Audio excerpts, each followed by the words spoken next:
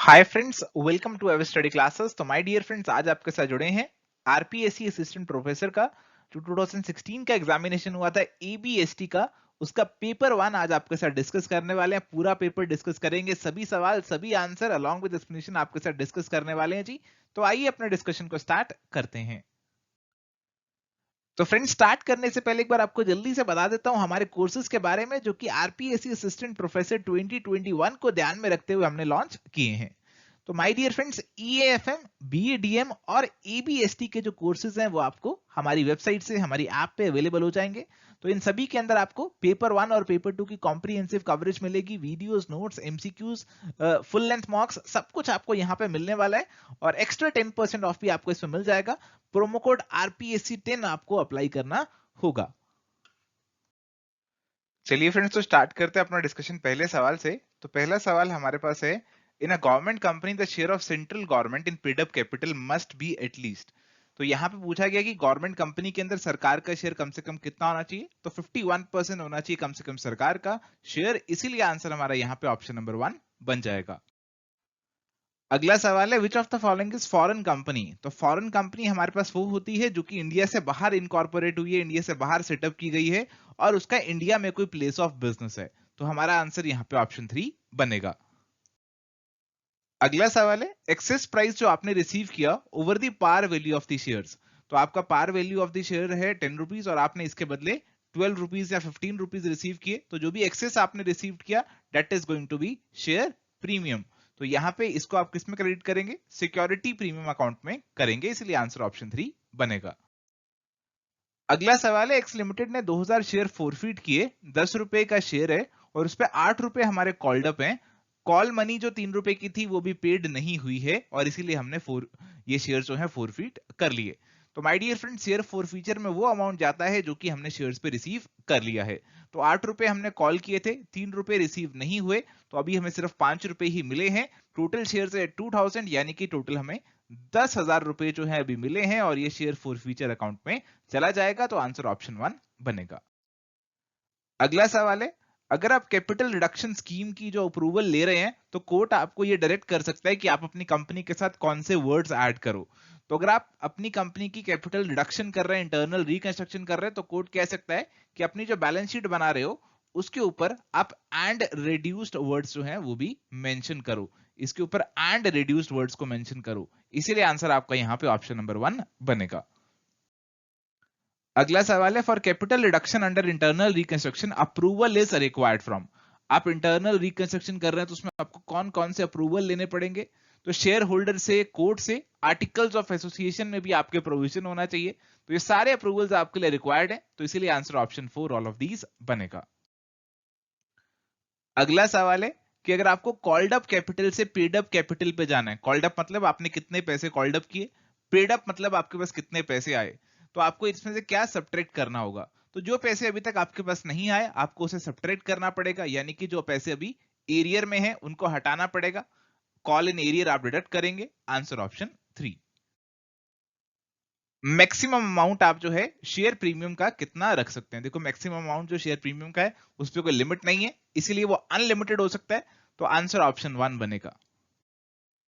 Security premium account आपका जो है उसका आप इस्तेमाल किसी लिए कर सकते हैं। देखो, हमारे जो कंपनी लॉ है उसके अंदर बताया गया है कि सिक्योरिटीज प्रीमियम अकाउंट जो है उसका पैसा आप कहां पे इस्तेमाल कर सकते हैं।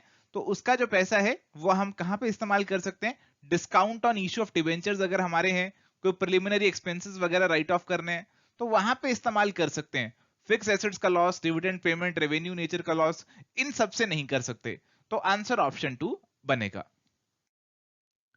अगला सवाल है, company can not issue redeemable preference shares for a period more than. Redeemable preference shares जो हैं कंपनी इशू कर सकती है और ये कितने पीरियड से ज्यादा नहीं हो सकते। तो 20 इयर्स तक के मैक्सिमम आप प्रेफरेंस शेयर्स इशू कर सकते हो, इसीलिए आंसर आपका यहां पे ऑप्शन 4 बनेगा। अगला सवाल है, विच of the following can not be used for the purpose of creation of the capital redemption reserve.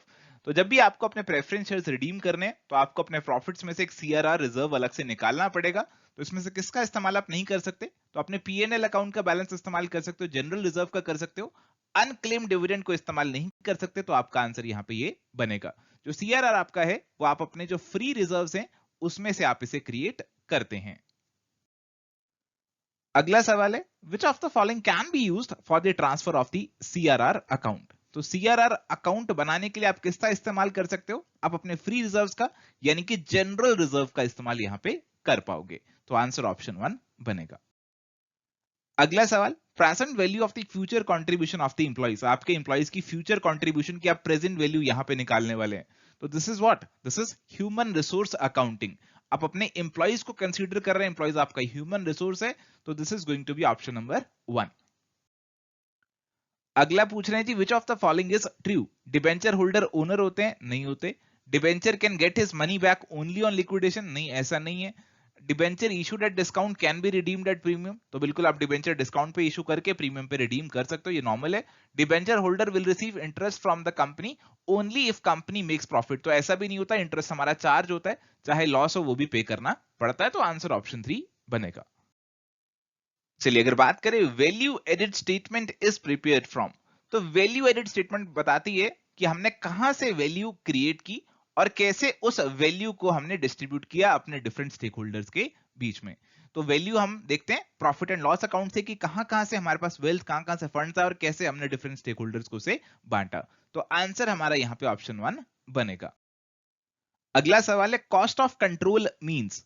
तो यहां पे बता रहे हैं कि कॉस्ट ऑफ कंट्रोल को हम क्या बोलते हैं। देखो, अगर आपने एक होल्डिंग ने सब्सिडरी में इंटरेस्ट एक्वायर किया है और इंटरेस्ट जब उसने एक्वायर किया तो उसके बदले 10 लाख रुपए उसने दिए, बट जो इंटरेस्ट मिला वो उसे 8 लाख का मिला, तो 2 लाख रुपए उसने एक्स्ट्रा क्यों दिए? That is the cost of control, that is because of the goodwill. तो आंसर ऑप्शन 1 यहां पे बनेगा। आगे पूछ रहे हैं, which of the following is false. इसमें से कौन सा फॉल्स है? Company can issue redeemable debenture, बिल्कुल सही है। Company can buy its own debenture, buy its own share. Company can issue debenture with voting right, तो डिबेंचर पे आपके वोटिंग राइट नहीं होते, तो इसीलिए आपका ऑप्शन 4 आंसर बनेगा। चलिए अगला सवाल हमारे पास है, कंपनी एक्ट का शेड्यूल 1 जो हमारे पास है उसके अंदर जो टेबल एफ है वो कितना interest on call in arrear का रेट हमें प्रिस्क्राइब करता है। तो अगर आपके कोई कॉल इन एरियर है तो आप उन पे इंटरेस्ट चार्ज कर सकते हैं, and as per the table F of the schedule 1 of the company law this interest can be 10% per annum. तो आंसर हमारा यहाँ पे ऑप्शन 3 बनेगा। अगला सवाल, when debentures are issued as collateral securities against any loan then holder of such debenture is entitled to interest। तो यहाँ पे हमने क्या किया, कोई लोन लिया, उसके बदले हमने जो डिबेंचर्स है उनको गिरवी रख दिया, कोलेटरल रख दिया। तो जो हमने लोन लिया है हम यहाँ पे किस पे इंटरेस्ट पे करेंगे? क्या लोन पे करेंगे? जो डिबेंचर्स गिरवी रखे क्या उन पे भी करेंगे या दोनों पे करेंगे? देखो, हम केवल जो हमने लोन लिया उसी पे इंटरेस्ट पे करेंगे, डिबेंचर्स तो हमने गिरवी रखे हैं केवल, उन पे इंटरेस्ट पे नहीं करेंगे। तो आंसर ऑप्शन 1 बनेगा। How many companies are involved in internal reconstruction. तो इंटरनल रिकंस्ट्रक्शन में तो एक कंपनी जो है उसी की हालत हम सुधार रहे होते हैं, उसी की बैलेंस शीट को सही कर रहे होते हैं। तो answer is going to be option number 1। अगला सवाल, method of accounting for amalgamation of the companies. तो अमलगमेशन के लिए हमारे पास दो मेथड होते हैं, पूलिंग ऑफ इंटरेस्ट और परचेज मेथड। तो यहां पे आंसर आपका होगा option number 3, both A and B. When two or more than two companies liquidate to form a new company, दो कंपनीज जो थी बंद हो गई और एक नई कंपनी जो है हमने बना ली। This is meant as amalgamation of the companies की दो कंपनीज अमलगमेट हुई और एक नई कंपनी हमारे पास आ गई। आंसर होगा ऑप्शन 1। अगला सवाल, adjustment entry passed to eliminate the inter company owing. तो यहां पे हम मान लेते हैं कि दो कंपनी है, एक है एन न्यू कंपनी और एक है ओ ओल्ड कंपनी।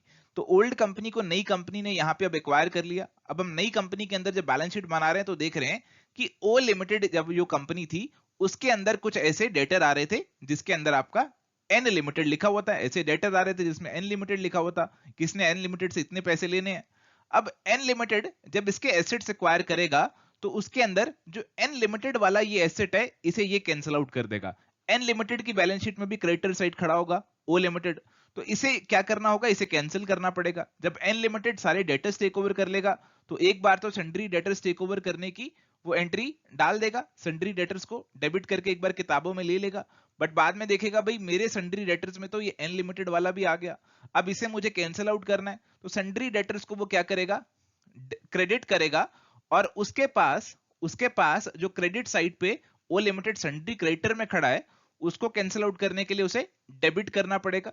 तो sundry creditor debit to sundry debtor हमारी एंट्री यहां पे होगी और आंसर यहां पे ऑप्शन 3 बनेगा। अगला सवाल, बायबैक ऑफ इक्विटी शेयर्स आपका एक फाइनेंशियल ईयर में can not exceed dash of the total paid up capital in the financial year. तो 25% से ज्यादा हमारा यहां पे बायबैक नहीं हो सकता, इसीलिए आंसर हमारा यहां पे ऑप्शन 3 बनेगा। अकाउंटिंग स्टैंडर्ड 25 किससे रिलेटेड है? देखो अकाउंटिंग स्टैंडर्ड जो है आपको सारे याद करने हैं कि कौन सा किससे रिलेटेड है, और यहां पे जो AS 25 है वो आपका इंटरिम फाइनेंशियल रिपोर्टिंग से जुड़ा है, इसीलिए आंसर ऑप्शन 1 बनेगा।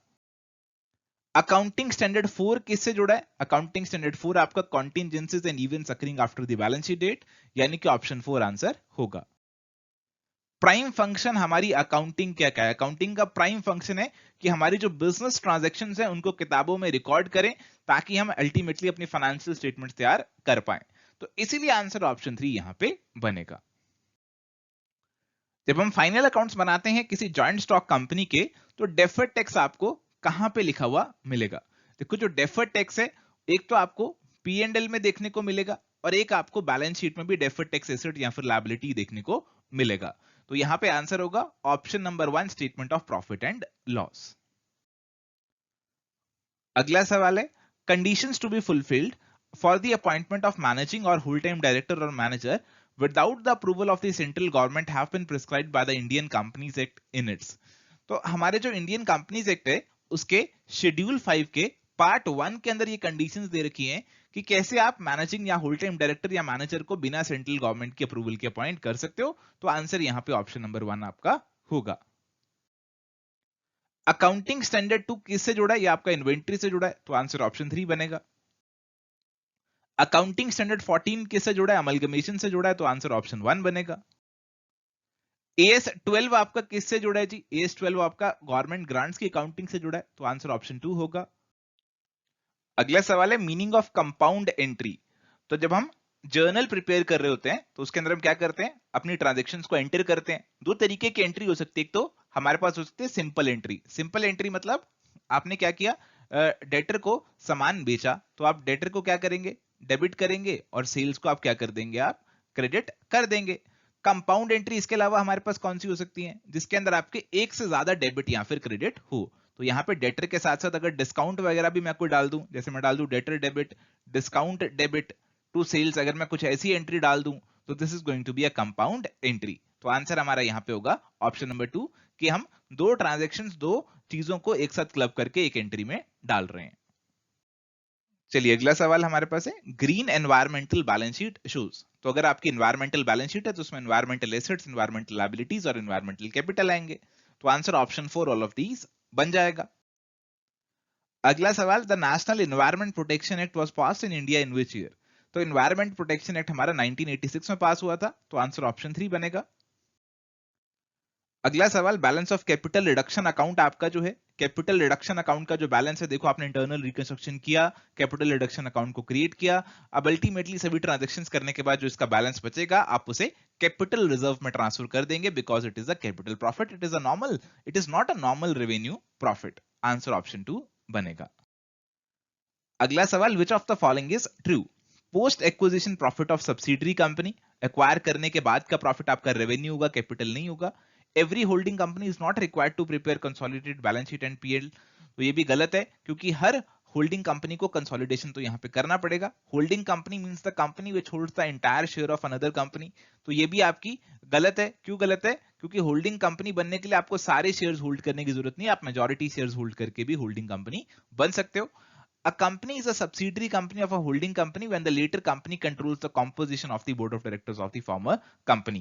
तो आपको होल्डिंग कंपनी बनने के लिए जरूरी नहीं है कि आप वोटिंग राइट्स एक्वायर करो। अगर आप यहाँ पे बोर्ड ऑफ डायरेक्टर्स की कॉम्पोजिशन भी कंट्रोल कर रहे हो तब भी आप होल्डिंग कंपनी बन जाओगे। तो इसीलिए आंसर आपका यहाँ पे ऑप्शन 4 बनेगा। अगला सवाल है, balance of debenture sinking fund account is transfer to. तो डिबेंचर्स को अगर आपको रिडीम करना है उसके लिए आपको पैसे चाहिए, और एक तरीका पैसे इकट्ठे करने का है कि आप सिंकिंग फंड अकाउंट क्रिएट कर लें। तो सिंकिंग फंड अकाउंट आप क्रिएट करेंगे, उसमें जो पैसा डालेंगे आप उसको आगे इन्वेस्ट करेंगे और उस पर रिटर्न वगैरह भी आपको मिलेगी, और अल्टीमेटली जो कॉर्पस हमारे पास बनेगा उसका हम इस्तेमाल करेंगे अपने डिबेंचर्स को रिडीम करने के लिए। एंड में जो इस अकाउंट में बैलेंस बचेगा हम उसे जनरल रिजर्व में ट्रांसफर यहाँ पे कर देंगे, क्योंकि प्रॉफिट से ही हम ये रिजर्व बनाएंगे और जो बैलेंस इसमें बच रहा है उसे भी हम जनरल रिजर्व में ही ट्रांसफर कर देंगे। चलिए अगला सवाल है, time interval between preparing balance sheet of holding company and subsidiary company. तो होल्डिंग कंपनी और सब्सिडरी कंपनी का बैलेंस शीट तैयार कर रहे हैं, इनके बीच में जनरली तो क्या होगा, इनकी बैलेंस शीट सेम डेट पे बन रही होगी, बट कई केसेस में अलग अलग डेट पे भी बन सकती है। बट इन दोनों की बैलेंस शीट की डेट में 6 महीने से ज्यादा का गैप नहीं होना चाहिए, ऐसे हमारे अकाउंटिंग स्टैंडर्ड्स में लिखा हुआ है, और इसीलिए आंसर हमारा यहाँ पे ऑप्शन नंबर 2 बनेगा। अगला सवाल, when amount of investment in subsidiary company is more than the nominal value of the share capital acquired। तो आपने इन्वेस्टमेंट ज्यादा की करी और जो आपको वैल्यू ऑफ शेयर कैपिटल मिली वो यहाँ पे कम मिली। तो आपने 10 लाख की इन्वेस्टमेंट करी बट आपको 8 लाख की कैपिटल मिली, जो आपने एक्सेस पे किया, जो डिफरेंस है वो debt is because of the goodwill. तो आंसर हमारा यहाँ पे ऑप्शन 1 बनेगा। अगला सवाल, the basic concept related to balance sheet. Balance sheet से जुड़ा हमारा बेसिक कंसेप्ट। देखो जो आप बैलेंस शीट प्रिपेयर कर रहे हो उसके अंदर आपको क्या चीजों का ध्यान में रखना है। देखो पहला कॉस्ट कंसेप्ट, आप जो भी एसेट्स है आप उनकी कॉस्ट पे उन्हें एंटर करोगे तो ये आपको कंसीडर करना है। बिजनेस एंटिटी कॉन्सेप्ट, जो बैलेंस शीट बनेगी वो आपके बिजनेस की बनेगी, owners and business they are separate. Accounting period concept, अब देखो जो अकाउंटिंग पीरियड कंसेप्ट है ना वो एक अकाउंटिंग पीरियड की बात कर रहा है, बट बैलेंस शीट तो एक पर्टिकुलर पॉइंट ऑफ टाइम पे बनती है, तो ये बैलेंस शीट से इतना डायरेक्टली नहीं जुड़ा हुआ, इसे स्किप कर सकते हैं, और इसीलिए हमारा जो एप्रोप्रिएट आंसर है यहाँ पे ऑप्शन नंबर 4 बनेगा। अगला सवाल, basic concept related to P and L account. आप पी एंड एल अकाउंट बना रहे हैं तो उसके अंदर आपको क्या चीजें देखनी है, रियलाइजेशन कंसेप्ट देखना है कि आपने प्रॉफिट्स को रियलाइज कर रहा है, मैचिंग कंसेप्ट लगाना है कि आपको अपने एक्सपेंसेस और अपने रेवेन्यू की क्या करनी है, मैचिंग करनी है। तो ये दोनों कंसेप्ट मेनली रेलेवेंट होंगे, कॉस्ट वाला आपका मेनली बैलेंस शीट के लिए रेलेवेंट होगा, और इसीलिए आंसर ऑप्शन 4 यहाँ पे बनेगा। अगला सवाल, accounting does not record non financial transaction. Non financial transaction हम क्यों नहीं रिकॉर्ड कर पाते, क्योंकि मनी मेजरमेंट कंसेप्ट हमें कहता है कि जो चीजों को आप मनी की फॉर्म में मेजर कर सकते हैं आप उन्हें ही रिकॉर्ड करोगे, तो आंसर ऑप्शन 4 बनेगा। अगला सवाल, capital is shown under liabilities because of. आप कैपिटल को लायबिलिटी में क्यों दिखाते हो, आप इसीलिए दिखाते हो क्योंकि कैपिटल आपके जो है ओनर ने कंट्रीब्यूट की है, और ओनर और जो बिजनेस है वो हमारे दोनों क्या है, सेपरेट है, and this is as per the business entity concept. तो आंसर ऑप्शन 3 बनेगा। अगला है जी, which of the following is not a deferred revenue expenditure. तो डेफर्ड रेवेन्यू एक्सपेंडिचर बेसिकली आपके वो खर्चे होते हैं जो कि काफी बड़ी अमाउंट के हैं, और उसका जो बेनिफिट है आपको थोड़े लंबे समय के लिए मिलने वाला है, तो आप उनको डेफर करके राइट ऑफ करते, एक साथ नहीं डाल देते पी&एल अकाउंट के अंदर, क्योंकि उनका अमाउंट ज्यादा होता है। तो यहाँ पे आपके पास आपके जो प्रिलिमिनरी एक्सपेंसेस हैं, प्री ऑपरेटिव एक्सपेंसेस हैं, हेवी एडवर्टाइजिंग का खर्चा है, तो ये सारे आपके डेफर्ड रेवेन्यू एक्सपेंडिचर हो जाएंगे। Legal expenses for breach of contract ये जनरली डेफर्ड रेवेन्यू की डेफिनेशन में नहीं आएगा, इसीलिए आंसर हमारा यहाँ पे ऑप्शन 4 जो है वो बनेगा। अगला सवाल, cash profit is. Cash profit यहाँ पे क्या है, देखो कैश प्रॉफिट का मतलब कि आप इसमें से जो नॉन कैश आइटम्स है उनका इफेक्ट निकाल देंगे। तो अगर मैं अपने नेट प्रॉफिट को कंसीडर करूं और इसमें से जो भी मैंने नॉन कैश आइटम्स को लेस किया हुआ है उसे ऐड बैक कर दूं तो कैश प्रॉफिट आ जाएगा। तो मेन हमारे पास होंगे जो हमने डेप्रीसिएशन इसमें से लेस किया उसे ऐड कर देता हूं, कोई प्रोविजन बनाई है उसे ऐड कर देता हूं, तो मेरे पास मेरे कैश प्रॉफिट आ जाएंगे। तो आंसर मेरे पास यहाँ पे सीधा सीधा ऑप्शन नंबर 4 का बन जाएगा। अगला सवाल, amount of capital which can be called up only at the time of the winding up of the company. तो कौन सी कैपिटल है जिसको आप केवल कंपनी की वाइंडिंग अप पे ही कॉल्ड अप यहाँ पे कर सकते हो, तो इसे बोला जाता है रिजर्व कैपिटल। तो आंसर हमारा यहाँ पे ऑप्शन नंबर 4 बनेगा। अगला सवाल, माइनॉरिटी इंटरेस्ट कंसिस्ट ऑफ। तो माइनॉरिटी इंटरेस्ट के अंदर क्या चीजें आएंगी, अब यहाँ पे होल्डिंग कंपनी जो है सब्सिडरी कंपनी के अंदर कुछ इंटरेस्ट एक्वायर कर रही है, हो सकता है उसने 90% एक्वायर कर लिया हो, 10% जो है वो एक्वायर ना किया हो, ये 10% माइनॉरिटी इंटरेस्ट हमारा बनेगा। इस 10% में क्या आएगा, जो माइनॉरिटी वालों के पास शेयर्स है वो भी आएंगे, जो माइनॉरिटी वालों का प्रॉफिट में हिस्सा है वो भी आएगा, प्रॉफिट चाहे कैपिटल हो चाहे रेवेन्यू हो। तो आंसर हमारा यहाँ पे option 4 all of the above बनेगा। अगला सवाल है, creditors of H limited include ₹6,000 for the purchases from the S limited. तो एच लिमिटेड जो है उसके क्रेडिटर्स में ये 6,000 शो कर रहा है एस लिमिटेड के नाम से। एडजस्टमेंट एंट्री आपको क्या करनी पड़ेगी during the consolidated balance sheet.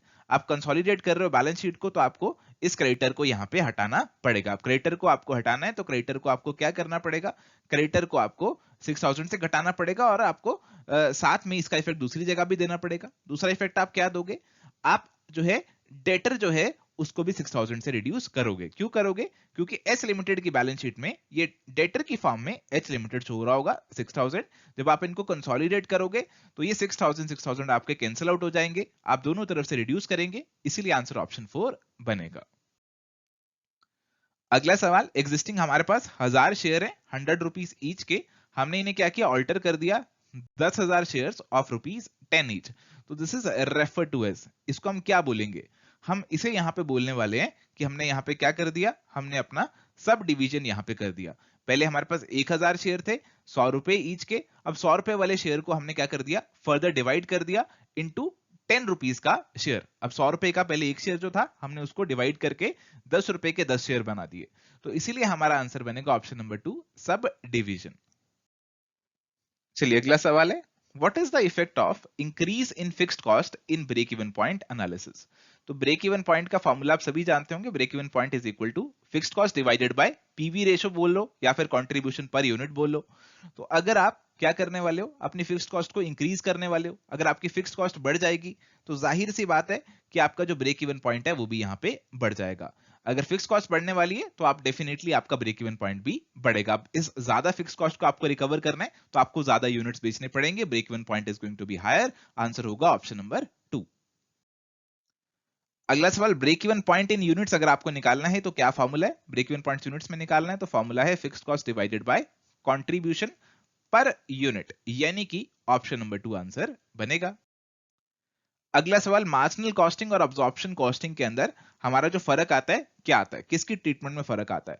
देखो मार्जिनल कॉस्टिंग के अंदर ना, मार्जिनल कॉस्टिंग के अंदर हम बेसिकली अपनी वेरिएबल कॉस्ट को कंसीडर करते हैं, अपने जो भी स्टॉक की वैल्यूएशन करनी है वेरिएबल कॉस्ट पे कर देते हैं, और जो भी हमारी फिक्स्ड कॉस्ट है उनको हम क्या मान लेते हैं, उनको हम प्रोडक्ट से अपोर्शन नहीं करते, उनको पीरियड कॉस्ट मानकर सारा का सारा एक बार ही कंसीडर कर लेते हैं। बट अब्जॉर्प्शन कॉस्टिंग के अंदर हम अपने स्टॉक की वैल्यूएशन करने वाले हैं तो उसमें वेरिएबल का भी इफेक्ट लेने वाले हैं और फिक्स्ड कॉस्ट का भी इफेक्ट लेने वाले हैं। फिक्स्ड कॉस्ट को भी हम अपने प्रोडक्ट्स में अपोर्शन कर रहे हैं, तो fixed cost is the differentiating point और इसीलिए आंसर हमारा यहाँ पे ऑप्शन नंबर 3 बन जाएगा। चलिए अगला सवाल है, why cash budget is prepared. Cash budget क्यों प्रिपेयर करते हैं, हमारे लिए कोई लीगल रिक्वायरमेंट नहीं है, बैलेंस शीट प्रिपेयर करने में हेल्पफुल नहीं है, प्रॉफिट लॉस में हेल्पफुल नहीं है, कैश मैनेजमेंट के लिए प्रिपेयर करते हैं, तो आंसर ऑप्शन 1 बनेगा। एक्टिविटी बेस्ड कॉस्टिंग जो है किसका मेथड है, एक्टिविटी बेस्ड कॉस्टिंग के अंदर आप क्या करते हैं, अपनी अलग अलग एक्टिविटीज के बेसिस पे अपने जो ओवरहेड्स हैं आप उनको क्या करते हैं, एलोकेट करते हैं। तो यहाँ पे आप क्या कर रहे हैं, अपनी अलग अलग एक्टिविटीज को एनालाइज कर रहे हैं, उसके बेसिस पे अपने ओवरहेड को क्या कर रहे हैं, एलोकेट कर रहे हैं। तो यहाँ पे एनालाइज भी कर रहे हैं, एलोकेशन भी कर रहे हैं, और ये सारा आपका कहीं ना कोई जुड़ा है कॉस्टिंग से, तो ये तीनों चीजें आ जाएंगी, इसीलिए आंसर ऑप्शन 4 यहाँ पे आपका बनेगा। Activity based costing an activity which generate cost, तो जो भी एक्टिविटीज आपकी कॉस्ट जनरेट करती हैं हम उन्हें कॉस्ट ड्राइवर का नाम जो है एक्टिविटी बेस्ड कॉस्टिंग में देते हैं, इसीलिए आंसर आपका यहां पे ऑप्शन नंबर 2 बनेगा। Cost drives for inspection are, तो आपकी जो इंस्पेक्शन है उसका कॉस्ट ड्राइवर यहां पे क्या होने वाला है, जितनी बार आप इंस्पेक्शन करेंगे उतनी ज्यादा आपकी कॉस्ट यहां पे बढ़ने वाली है, so the number of inspection is going to be the cost driver which is going to influence the cost of the inspection, इसीलिए आंसर ऑप्शन 3 बनेगा। अगला सवाल है, Ram limited used 4538 kg of material at a standard cost of 2.5 per KG. तो यहाँ पे बोला गया जी हमने एक्चुअल मटेरियल इतना यूज किया और हमें यहाँ पे स्टैंडर्ड प्राइस जो है वो ये दे रखा है, मटेरियल यूजेज वेरिएंस जो है वो हमें 280 दे रखी है। अब हमें क्या करना है जी, हमें निकालना है अपना standard usage of the material, standard quantity जो है वो हमें निकालनी है। तो मटेरियल यूजेज वेरिएंस का फॉर्मूला होता है जी standard quantity minus actual quantity into standard price. तो इसमें पुट करते हैं या 280, स्टैंडर्ड क्वांटिटी हमें निकालनी है माइनस एक्चुअल क्वांटिटी है 4538 और ये हमारे पास है इनटू स्टैंडर्ड प्राइस हमारे पास है 2.5।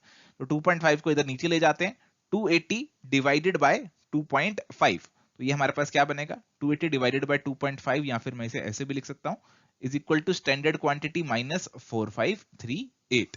तो अगर मैं इसे सॉल्व करने की कोशिश करूंगा, ये मेरा 5 2 जा और 5 5 जा 25 36 जा, it is going to be 112 is equal to standard quantity minus 4538। तो स्टैंडर्ड क्वांटिटी मेरे पास अल्टीमेटली यहाँ पे क्या निकल कर आने वाली है, it is going to be it is going to be 4650। आप 112 को इधर लेके जाएंगे, इसमें ऐड करेंगे 4538 में, तो ये आपकी निकल कर आएगी 4650। तो आंसर आपका यहाँ पे ऑप्शन 2 बनेगा। चलिए अगला सवाल है, during the period 17,500 labour hours were worked. तो ये हमें एक्चुअल आवर्स प्रोवाइड कर रहा है। Standard cost of 6.5 per hour, तो ये हमें दे रहा है जी स्टैंडर्ड रेट।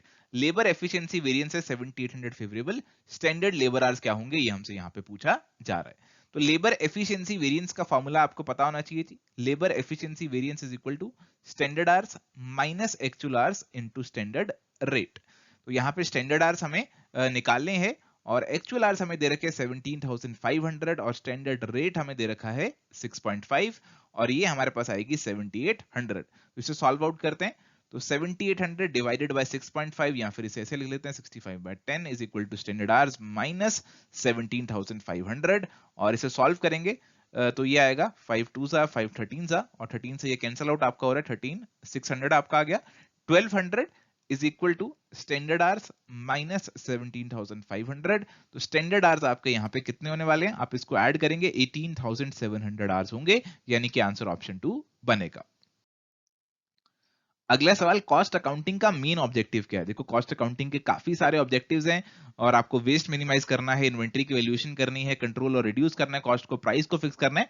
बट जो इसका मेन ऑब्जेक्टिव है वो है कि अपनी कॉस्ट को कंट्रोल करे, रिड्यूस करे। तो आंसर ऑप्शन 3 यहाँ पे बनेगा। चलिए अगला सवाल है, conversion cost is equal to, conversion cost हमारी किसके बराबर होगी। तो कन्वर्जन कॉस्ट में आपके पास आने वाले हैं आपके वेजेस और ओवरहेड। आपने मटेरियल लिया, आपको उसको कन्वर्ट करना है फिनिश गुड्स में, आपको उसमें वेजेस लगानी पड़ेगी, लेबर लगानी पड़ेगी और कुछ ओवरहेड का खर्चा भी करना पड़ेगा। तो आपका आंसर यहाँ पे ऑप्शन नंबर 3 बन जाएगा। अगला सवाल, कॉस्ट आपकी 1000 यूनिट की 1000 रुपए है, 1500 यूनिट की 1500 रुपए है, तो आपकी फिक्स्ड कॉस्ट यहाँ पे कितनी होने वाली है।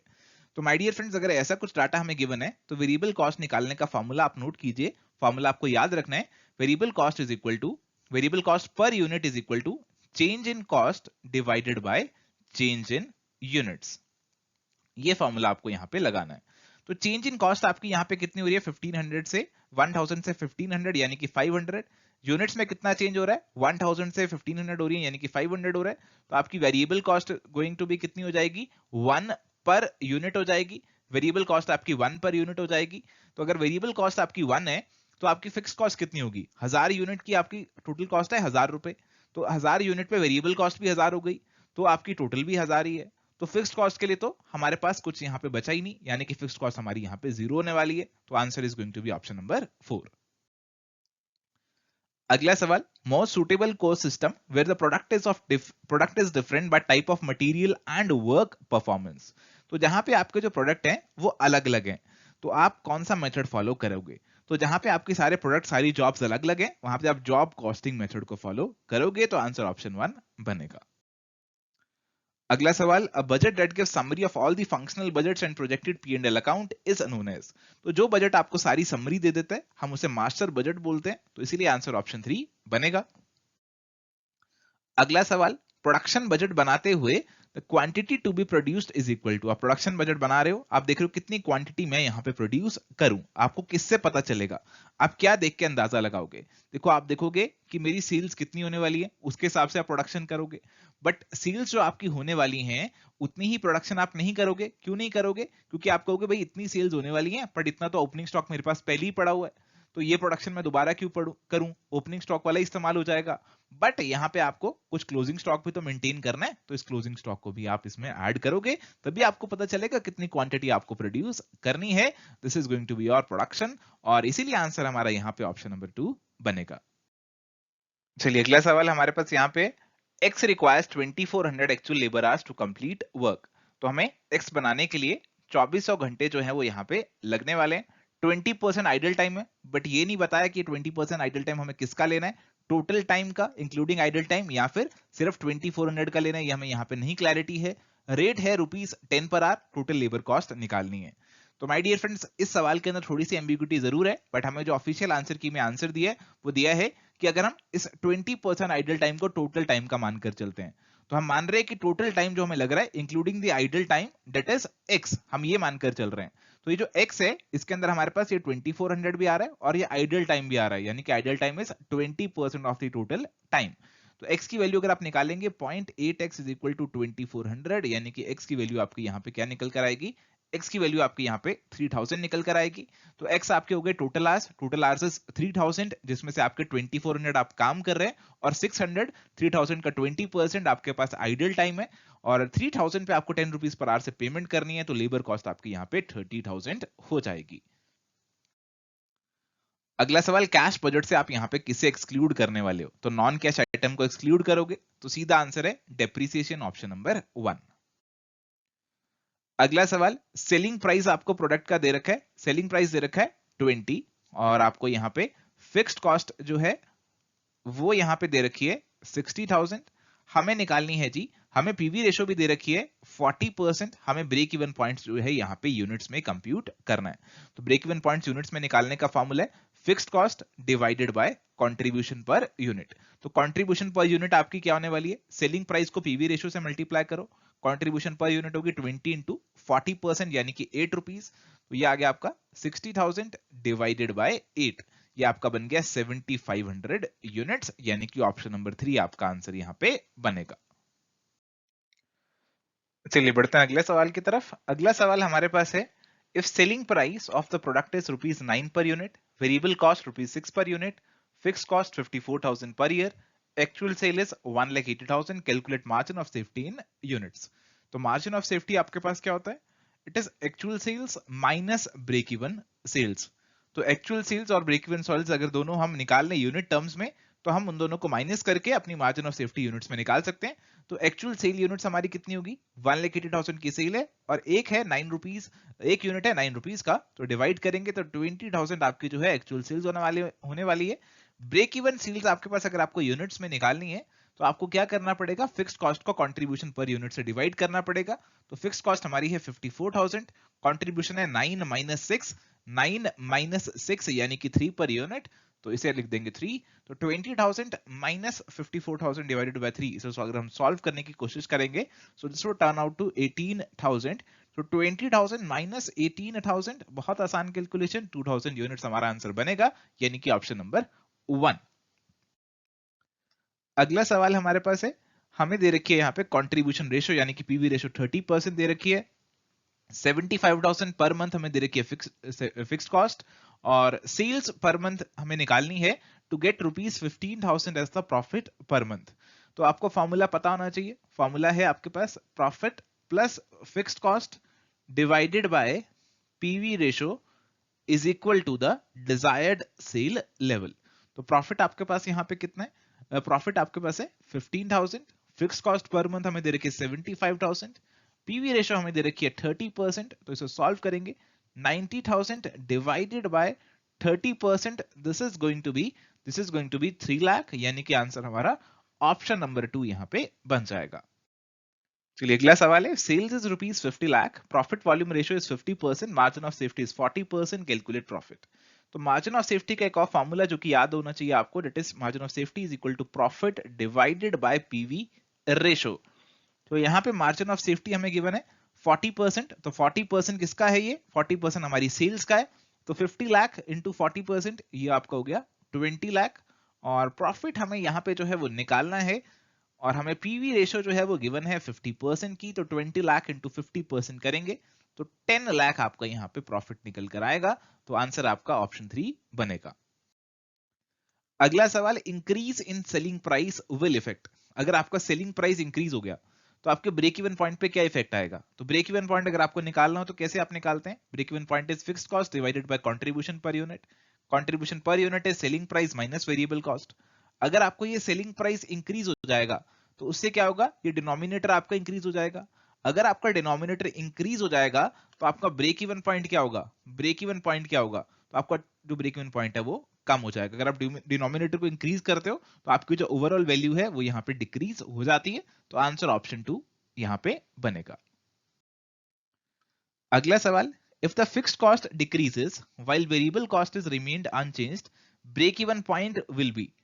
तो यहां बोला जी आपकी फिक्स्ड कॉस्ट हमने क्या कर दी, डिक्रीज कर दी, वेरिएबल कॉस्ट में कोई चेंज नहीं है, तो वेरिएबल कॉस्ट में आपका कोई चेंज नहीं है, पर आपकी फिक्स्ड कॉस्ट डिक्रीज हो रही है, तो अल्टीमेटली क्या होगा, न्यूमरेटर आपका डिक्रीज हो रहा है, तो अल्टीमेटली जो वैल्यू निकल कर आएगी ब्रेक इवन पॉइंट की वो भी डिक्रीज होगी। आंसर है ऑप्शन 1। अगला सवाल, विच of the following is an irrelevant cost? इनमें से कौन सी आपकी इररिलेवेंट कॉस्ट है? संक कॉस्ट आपकी जो होती है, ये खर्चे वो हैं जो कि ऑलरेडी आपने कर दिए हैं, आपने पास्ट में ऑलरेडी इनकर कर दिए, अब आपके लिए ये रेलेवेंट नहीं रहे डिसीजन मेकिंग के लिए। तो आंसर सीधा सीधा आपका ऑप्शन नंबर 1 ही हो जाएगा। अगर आप कोई ऑलरेडी खर्चा कर चुके हैं, अब उस खर्चे को आप वापस से रिवर्स नहीं कर सकते, तो उसको आपको अब रेलेवेंट नहीं बनाना अपने डिसीजन मेकिंग में। आंसर ऑप्शन 1 ही बनेगा। अपॉर्चुनिटी कॉस्ट और रिप्लेसमेंट कॉस्ट आपके लिए रेलेवेंट होंगे। चलिए अगला सवाल है, when margin of safety is 28%, profit volume ratio is 60%, profit will be। तो यहां पे भी आप वही फॉर्मूला यहां पे लगा सकते हैं। क्या फॉर्मूला लगा सकते हैं कि margin of safety is equal to profit divided by PV ratio. तो हमें प्रॉफिट निकालना है, प्रॉफिट की रेशो बेसिकली ये निकल कर आएगी। मार्जिन ऑफ सेफ्टी है 28% इंटू पीवी रेशो आप करेंगे 60%। तो 28 का 60% या निकाल लो, या 60 का 28% निकाल लो, तो ये आपके पास क्या निकल कर आएगा? ये आपके पास निकल कर आएगा 16.8%। यानी कि हमारा आंसर यहां पे ऑप्शन नंबर 4 निकल कर आएगा। चलिए जी, अगला सवाल है, an export order is generally accepted eight. तो यहां पे आपके पास दो कॉस्ट होती हैं। एक तो होती है जी आपके पास मार्जिनल कॉस्ट या फिर वेरिएबल कॉस्ट, और दूसरी आपके पास कॉस्ट होती है फिक्स्ड कॉस्ट। जो आपके फिक्स्ड कॉस्ट होती है वो बेसिकली आप एलोकेट कर रहे होते हो, आपकी ऑलरेडी इनकर हो चुकी है, आप एलोकेट कर रहे हो नंबर ऑफ यूनिट्स पे। अगर आपकी कैपेसिटी 1 लाख है, फिक्स्ड कॉस्ट यहाँ पे अगर आपकी मान लेते हैं, फिक्स्ड कॉस्ट अगर आपकी यहाँ पे 5 लाख है, तो ये 5 लाख ही रहने वाली है, चाहे आप 90,000 यूनिट बना रहे हो, चाहे 80,000 बना रहे हो, चाहे पूरे 1 लाख बना रहे हो। तो अगर आप 90,000 अभी बना रहे हो और 10,000 का आपको एक्सपोर्ट ऑर्डर आ जाए, 10,000 का आपको एक्सपोर्ट ऑर्डर आ जाए, तो इसके अंदर आप इस 5 लाख को इतनी ज्यादा अहमियत नहीं देने वाले, आप इस फिक्स्ड कॉस्ट को इतनी ज्यादा अहमियत नहीं देने वाले। आप ये देखोगे जो 10,000 का एक्स्ट्रा ऑर्डर मुझे आया, उसमें मेरी उस ऑर्डर की जो कॉस्ट है वो पूरी हो जाए। आप मार्जिनल कॉस्ट से ऊपर जो है इसे एक्सेप्ट कर लोगे, चाहे आपकी टोटल कॉस्ट से वो नीचे आ जाए। टोटल मतलब फिक्स्ड और मार्जिनल दोनों को मिलाकर। तो आंसर आपका यहां पे ऑप्शन नंबर 3 बनेगा। आप ये देखोगे कि मेरी जो एक्स्ट्रा प्रोडक्शन की कॉस्ट आ रही है वो यहां पे पूरी हो जाए, फिक्स्ड कॉस्ट तो ऑलरेडी मैं एलोकेट कर रहा हूं, तो वो मेरे लिए अभी इतनी ज्यादा रेलेवेंट नहीं बनेगी डिसीजन मेकिंग के अंदर। चलिए अगला सवाल भी ऐसे ही है कुछ, a company has an idle plant capacity. तो खाली प्लांट कैपेसिटी पड़ी है हमारे पास, और कंपनी को एक बल्क ऑर्डर आया है, और ये कंपनी के एग्जिस्टिंग प्राइसेस जो है उनको इफेक्ट नहीं करने वाला। तो उस बल्क ऑर्डर को वो किस प्राइस पे एक्सेप्ट करेगी? देखो जो बल्क ऑर्डर उसके पास आया है, उसे वो, अब उसके पास आइडल कैपेसिटी पड़ी है, तो उसे वो अपनी वेरिएबल कॉस्ट से जो ऊपर है वो एक्सेप्ट कर सकती है। तो variable cost plus any opportunity cost of the idle capacity. तो अगर मान लीजिए 1 लाख उसकी यहाँ पे कैपेसिटी थी, 90,000 वो यूटिलाइज कर रही थी, ये 10,000 जो है, 10,000 जो कैपेसिटी है, उसने इस कैपेसिटी को रेंट आउट कर दिया था, और इसको रेंट आउट करने के बदले इसको इसके कुछ पैसे मिल रहे थे। मान लीजिए 50,000 रुपए इसको इसके मिल रहे थे। अब वो क्या कर रही है कि इस 10,000 का कैपेसिटी का भी खुद ही इस्तेमाल करने वाली है प्रोडक्शन के लिए, तो इस प्रोडक्शन की जो कॉस्ट आएगी उसे वो भी पूरी करनी है, और ये 50,000 का जो उसका नुकसान हो जाएगा, ये 50,000 अपॉर्चुनिटी कॉस्ट है हमारी, वो भी हमें पूरी करनी है। तो आंसर हमारा यहाँ पे ऑप्शन 3 बनेगा। चलिए अगला सवाल है, basic standard is established for. तो अगर आपने एक बेसिक स्टैंडर्ड एस्टेब्लिश किया है, तो वो लंबे समय तक आपका जनरली एस्टेब्लिश्ड रहता है, इनडेफिनिट पीरियड तक रहता है। आंसर यहां पे ऑप्शन नंबर 4 हमारा होना चाहिए। अगला सवाल, logical development of budgetary control is. तो बजटरी कंट्रोल के लिए क्या लॉजिकल डेवलपमेंट है? तो बजट आपको बनाना है, तो उसके लिए बेसिकली आप क्या करेंगे? स्टैंडर्ड कॉस्टिंग करेंगे।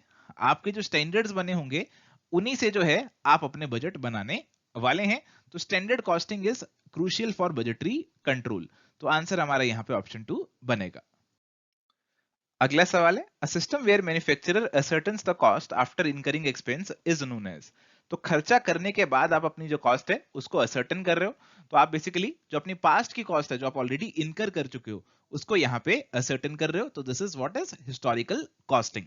आंसर ऑप्शन 4 बनेगा। अगला सवाल, difference between standard output and actual output multiplied by the standard variable overhead rate. तो डिफरेंट वेरिएबल ओवरहेड वाली वेरिएंसेस आपको पता होनी चाहिए। तो जैसे ये वेरिएंस यहाँ पे जो बता रखी है हमें, it is refer to as the variable overhead efficiency variance.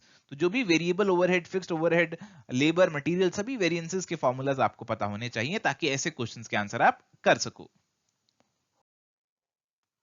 चलिए अगला सवाल, the difference between actual fixed overhead and budgeted fixed overhead is known as. तो अगेन सभी फॉर्मूलाज आपको पता होने चाहिए। एक्चुअल फिक्स्ड ओवरहेड और बजटेड फिक्स्ड ओवरहेड का जो डिफरेंस है, that is refer to as fixed overhead expenditure variance. तो आंसर ऑप्शन 2 बनेगा।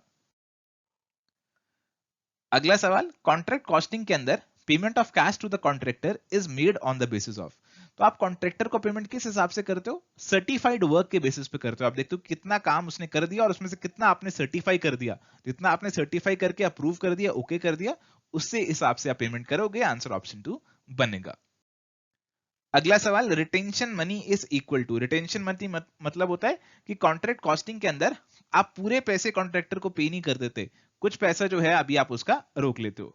तो जैसे आपने यहाँ पे क्या किया, आपने उसका काम जो है 60% सर्टिफाई कर दिया कि 60% काम तुम्हारा सही है, पर 60% की पेमेंट नहीं कर रहे, हम केवल 55% की वो पेमेंट कर रहे हैं। हम कुछ पेमेंट अभी अपने पास ही रख रहे हैं, सारी पेमेंट उसको नहीं कर रहे हैं। सारी पेमेंट काम खत्म होने के बाद ही अच्छे से चेक करके फिर ही उसे पेमेंट करेंगे। तो this is work certified less payment received by the contractor. तो यहाँ पे हमारे वर्क सर्टिफाइड था 60% और आपने पेमेंट करी कॉन्ट्रैक्टर को कितनी, 55% की। तो ये बकाया जो 5% पेमेंट नहीं करी, this is retention money. Answer is option number 3। अगला सवाल, cost unit for paper industry. तो आपकी पेपर इंडस्ट्री, आप जब पेपर खरीदने जाते हैं तो रिम के हिसाब से जनरली आपका पेपर होता है, तो इसीलिए आंसर होगा पर रिम। टोटल इन्वेंट्री कॉस्ट, आपकी इन्वेंट्री का पूरा खर्चा क्या होगा, उसको परचेज करने का खर्चा, कैरिंग कॉस्ट, ऑर्डरिंग कॉस्ट, तीनों मिलाकर आंसर होगा ऑप्शन 4। अगला सवाल, work certified is less than 25% of the contract price, profit to be transfer to profit and loss account. तो यहां पे आपका जो वर्क सर्टिफाइड है अभी 25% ऑफ द कॉन्ट्रैक्ट प्राइस से भी कम है। तो इस केस में हमारे पास जो कॉन्ट्रैक्ट कॉस्टिंग के रूल्स बने हुए वो कहते हैं कि अभी फिलहाल आप कोई भी प्रॉफिट रिकॉग्नाइज ना करो। तो इसलिए आंसर यहाँ पे ऑप्शन नंबर 1 नील बनेगा।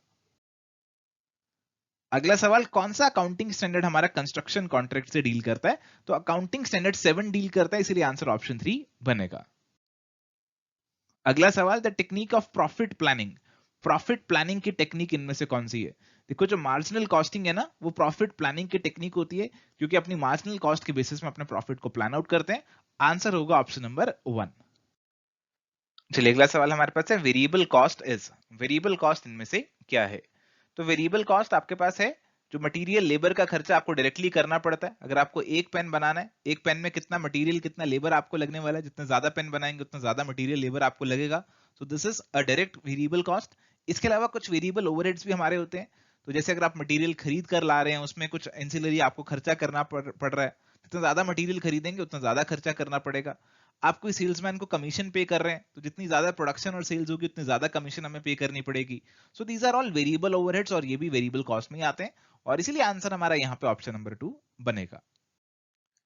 चलिए अगला सवाल हमारे पास है, कॉन्ट्रैक्ट प्राइस हमारे पास 3 लाख है, एस्टिमेटेड प्रॉफिट है 60,000 का, रिटेंशन मनी हमारे पास है 20% of the certified work, works certified हमारा है 60% of the contract price, calculate the amount profit transfer to the profit and loss account. तो यहाँ पे 60% हमारा जो कॉन्ट्रैक्ट है उसको सर्टिफाई हो चुका है। तो 60,000 हमारा प्रॉफिट था, उसका 60% जो था हमें प्रॉफिट रिकॉग्नाइज कर लेना चाहिए था, यानी कि 36,000 रिकॉग्नाइज कर लेना चाहिए था। बट यहाँ पे 20% जो है वो अभी रिटेंशन मनी है, इसका 20% अभी नहीं मिला, इट इज रिटेन्ड। तो 36,000 में से फर्दर 20% लेस कर देते हैं, यानी कि 7,200 लेस कर देते हैं, 28,800 हमारे पास बचेगा। तो यही हमारा जो आंसर है यहाँ पे बनेगा, ऑप्शन नंबर 2 जो है वो आंसर यहाँ पे बनेगा। ज्यादा क्लैरिटी नहीं थी सवाल में, ज्यादा रूल्स अगर आप अप्लाई करेंगे तो शायद ना आंसर पे पहुंच पाए, लॉजिकली आप इसे सॉल्व करेंगे तो आप इसके आंसर पे पहुंच जाएंगे। अगला सवाल, two or more than two products are produced which have equal value. आप कुछ ऐसा प्रोडक्शन प्रोसेस कर रहे हैं जिसमें आपके दो या दो से ज्यादा प्रोडक्ट निकल कर आ रहे हैं जो कि बराबर वैल्यू के हैं, तो उसे जॉइंट प्रोडक्ट बोलते हैं। अगर कोई ऐसा प्रोडक्ट निकल कर आया है जिसकी वैल्यू जो है कम है, एंसिलरी प्रोडक्ट है, तो उसे बाय प्रोडक्ट बोलेंगे। तो यहाँ पे आंसर ऑप्शन 1 बनेगा। चलिए अगला सवाल है work in progress in contract costing is. तो कॉन्ट्रैक्ट कॉस्टिंग के अंदर आपका वर्क इन प्रोग्रेस यहाँ पे क्या होने वाला है? तो वर्क इन प्रोग्रेस आपका होने वाला है, आप कॉन्ट्रैक्टर है, आप देख रहे हैं मेरा कितना वर्क इन प्रोग्रेस है। तो कितना काम आपने कर दिया उसको सर्टिफाई कर दिया गया, कितना काम ऐसा है जो कि आपने किया बट अभी वो सर्टिफाई नहीं किया गया, और इसमें से आप कुछ घटा देते हैं प्रॉफिट जो आप अभी रिजर्व रख लेते हैं। आपको लगता है कि फ्यूचर में हो सकता है कोई ऐसा लॉस मुझे उठाना पड़े, तो आप उसके लिए कुछ प्रॉफिट जो है अपने जो सर्टिफाइड वर्क है उसमें से घटा देते हैं। तो इसीलिए हमारा जो आंसर है यहाँ पे ऑप्शन नंबर 3 बनने वाला है। अगला है विच of the following does not use process costing. इनमें से कौन सा प्रोसेस कॉस्टिंग को यूज नहीं करेगा? Oil refinery, chemical works, sugar works, aircraft manufacturing. तो एयरक्राफ्ट की जो मैन्युफैक्चरिंग है उसमें प्रोसेस कॉस्टिंग का आप इस्तेमाल जनरली नहीं करेंगे। ऐसा नहीं होगा कि एक प्रोसेस से एयरक्राफ्ट गुजरेगा, अलग अलग पार्ट्स एयरक्राफ्ट पे लगते रहेंगे और एंड में एयरक्राफ्ट तैयार हो जाएगा। ऐसा जनरली नहीं होता। एयरक्राफ्ट अपने आप में एक अलग जॉब होती है जिसको अलग से कंप्लीट किया जाता है। तो इसलिए आंसर ऑप्शन 4 बनेगा। अगला सवाल, इनपुट है 12,000 केजी का। इनपुट आपने डाला 12,000 केजी का, और नॉर्मल लॉस आपका है 10% ऑफ द इनपुट, यानी कि 1200 केजी जो है वो नॉर्मल लॉस हमारा हो जाता है। तो हमारे पास आउटपुट कितना आना चाहिए था? आउटपुट आना चाहिए था 12,000 माइनस 1200 यानी कि 10,800 केजी, बट हमारे पास आउटपुट निकल कर आया 10,920 केजी। तो 120 केजी जो एक्स्ट्रा निकल कर आया ना, this is what, this is abnormal gain. तो आंसर होगा ऑप्शन 1। चलिए अगला सवाल है wastage of raw material during processes 20% of the input. तो आप जितना इनपुट डाल रहे हैं उसका 20% आप वेस्ट कर देते हैं। What quantity of raw material is required पर केजी ऑफ द आउटपुट। अगर आप x यूनिट्स का जो इनपुट है वो डालते हैं तो आपका 0.2x जो है वो वेस्ट हो जाता है। आपको आउटपुट चाहिए 1 केजी, तो आपको कितना यहाँ पे डालना पड़ेगा, यानी कि x में से आप माइनस 0.2x कर देंगे तो आपका 1 केजी निकल कर आएगा। आपको x की वैल्यू निकालनी है, x की वैल्यू होगी 1 डिवाइडेड बाय 0.8 यानी कि 1.25 केजी। तो आंसर ऑप्शन 3 बनेगा। Cost unit for water supply industry. Water supply industry की कॉस्ट यूनिट हमारे पास क्या होती है? तो माय डियर फ्रेंड्स हमारे पास गैलन्स के अंदर होती है, जनरली पर 1000 गैलन्स के अंदर होती है, और इसलिए आंसर ऑप्शन 2 बनेगा। अगला सवाल, expenses which are not related to operations process but related to time period are known as. तो आपके जो फिक्स्ड खर्चे होते हैं they are related to the time period, directly operation से नहीं जुड़े होते। जितना टाइम आप किसी चीज का इस्तेमाल कर रहे हैं उतना फिक्स खर्चा आपको देना पड़ेगा। जैसे रेंट आपको पे करना ही पड़ेगा चाहे आप प्रोडक्शन करो या ना करो। तो आंसर यहाँ पे ऑप्शन 4 बनेगा। चलिए अगला सवाल है cost unit in operating costing is. तो ऑपरेटिंग कॉस्टिंग के अंदर आपकी जो कॉस्ट यूनिट है वो सिंपल भी हो सकती है और कॉम्पोजिट भी हो सकती है। सिंपल मतलब पर केजी हमारी हो जाए, पर किलोवाट हो जाए। कॉम्पोजिट मतलब दो यूनिट्स इकट्ठी जुड़ जाए यहाँ पे, जैसे पर किलोवाट आर दो यूनिट्स आपके जुड़ जाएं। तो आंसर हमारा होगा ऑप्शन नंबर 3 का। अगला सवाल, when the detail related with the cost of production is presented in the form of account। तो कॉस्ट ऑफ प्रोडक्शन की डिटेल आप एक अकाउंट में डाल रहे हैं तो आपका जो अकाउंट बनेगा उसे हम बोलते हैं प्रोडक्शन अकाउंट। तो आंसर यहाँ पे ऑप्शन नंबर 2 निकल कर आएगा। अगला सवाल, which activity is not the part of the financial activity in cash flow statement. तो कैश फ्लो स्टेटमेंट आप बना रहे हैं उसमें ऑपरेटिंग एक्टिविटी है, इन्वेस्टिंग है, फाइनेंशियल एक्टिविटी है, और इनमें से कौन सी फाइनेंशियल नहीं है? शेयर इशू करना, बायबैक करना, डिविडेंड पे करना फाइनेंशियल है। आप बिल्डिंग परचेज कर रहे हो, इट इज इन्वेस्टिंग एक्टिविटी, तो इसलिए आपका आंसर ये बनेगा। Which one of the following is a non-cash transaction? इसमें से नॉन कैश ट्रांजेक्शन कौन सी है? Redemption of preference, redemption of debenture, conversion of debentures into share या परचेज ऑफ एसेट्स। तो डिबेंचर्स को आपने शेयर्स में कन्वर्ट कर दिया तो कैश का तो कुछ इन्वॉल्वमेंट नहीं हुआ, इसलिए आंसर ऑप्शन 3 बनेगा। Which activity is an investment activity in which cash flow statement from the following? तो इनमें से कौन सी इन्वेस्टमेंट एक्टिविटी है? रिडम्पशन ऑफ डिबेंचर फाइनेंसिंग है, डिविडेंड पेड आपकी अगेन फाइनेंसिंग है, इंटरेस्ट पेड भी आपकी फाइनेंसिंग है, आपका purchase of plant and machinery is going to be investing activity, और आंसर ऑप्शन 4 बनेगा। Cash flow statement is prepared to state. Cash flow statement में आप सोर्सेज और application of cash and cash equivalents देखते हो, तो आंसर ऑप्शन 2 बनेगा। अगला सवाल, method of cash flow statement described in AS3। तो AS3 के अंदर दो मेथड है जी आपके कैश फ्लो स्टेटमेंट के, एक तो है डायरेक्ट और एक है इनडायरेक्ट, बट जनरली हम इनडायरेक्ट को ही प्रेफर करते हैं। Issue of equity shares for consideration of purchase of land. आपने लैंड खरीदी उसके बदले इक्विटी शेयर्स इशू किए, तो इसमें कोई कैश फ्लो नहीं है, इसलिए answer option 4 neither cash inflow nor cash outflow. चलिए अगला सवाल हमारे पास है, Ram limited has a current ratio 4.5:1, quick ratio 3:1, inventory 72,000 है, करंट लायबिलिटीज हमें निकालनी है। Current ratio is current assets by current liabilities 4.5 है, quick ratio is current assets minus inventory, यानी कि क्विक रेशो में हमारे पास quick assets divided by current liabilities, ये हमारे पास है 3। तो यहाँ पे हमें क्या करना है, करंट लायबिलिटीज निकालनी है। देखो आप इन दोनों को अगर डिवाइड कर दो, इन दोनों को डिवाइड कर दो, तो करंट लायबिलिटीज तो आपकी कैंसिल आउट हो जाती हैं। Current assets upon current assets minus inventory, ये 72,000 इज इक्वल टू 4.5/3, या फिर इसे ऐसे लिख सकते हैं, तो ये आ गया 3/2। 2 current assets is equal to 3 current assets minus 72,000 into 3। 72,000 into 3 क्या बन गया, 3 2 6, 2,16,000। करंट एसेट्स हमारे पास क्या निकल कर आ गए, 2,16,000 के आ गए। करंट एसेट्स अगर 2,16,000 के हैं तो आपकी करंट लायबिलिटीज क्या बनेंगी, आपकी रेशो है 4.5:1, तो आप क्या कीजिए, 2,16,000 को 4.5 से डिवाइड कर दीजिए, आपका आंसर यहाँ पे निकल कर आ जाएगा। आप इसे सॉल्व करेंगे, इसे अगर आप सॉल्व करेंगे 5 2 5 9 और ये 9 से आपका कैंसिल आउट हो जाएगा, 2 18, 4 36, 48,000 आपका ये निकल कर आएगा। तो आंसर ऑप्शन 3 यहाँ पे बन जाएगा।